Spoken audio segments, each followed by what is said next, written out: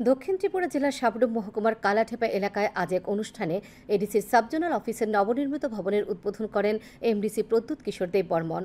অন্যদের মধ্যে ছিলেন এডিসির CEM Purnachandra Jamatia, MDC Debjit Tripura zonal officer Ajit Debbarma সহ আরও অনেকে।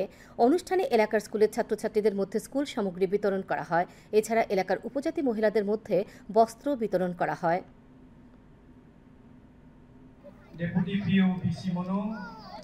আপনার যে কষ্ট হবে কিছু সময় আপনার দরকার থাকলে আপনার ডিএমএ অফিসে যেতে দরকার নেই।